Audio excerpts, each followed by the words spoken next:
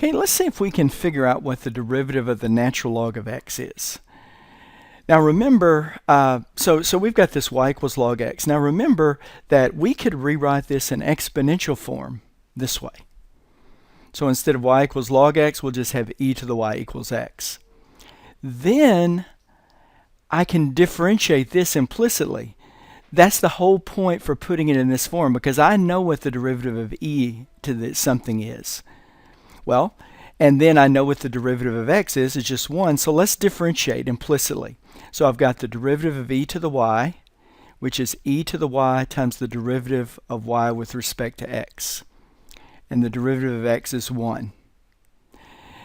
Now, dy dx, that's what I'm looking for. I'm looking for the derivative of y with respect to x. Y is the log x. So let me just divide by this e to the y. And I get 1 over e to the y, which is 1 over x. So that is the derivative of the log x. So the derivative of natural log x is 1 over x. Now let's look at an integral. Let's suppose we want to find the antiderivative of 1 over x. Now you might say, oh, well that's just log x. But you have to be careful, because remember, log x has a domain. It goes from 0 to infinity, not including 0.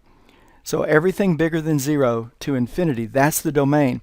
So when we talk about the antiderivative, we need to put the absolute value around the log, because we're not going to be trying to put negative numbers in here.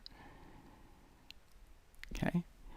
And if we do put a negative number in here, we need to take the absolute value of it. So we don't want to try to take the log of a negative number, is what I'm saying.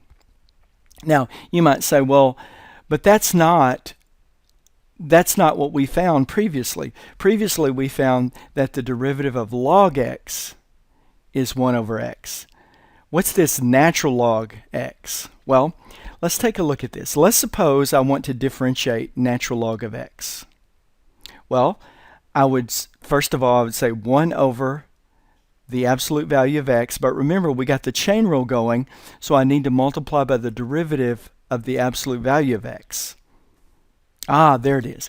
Now notice that this cancels. This absolute value of x cancels, so we get 1 over x. So yeah, I said the antiderivative of 1 over x is log absolute value of x.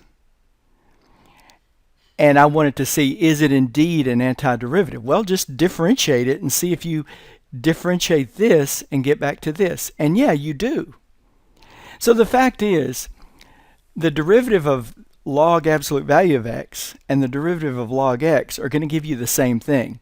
So when we're integrating, though, we always put the absolute value there, because we don't want to think that we can take the log of a negative number. If we left off the absolute value and tried to plug in a negative number, that wouldn't work for us.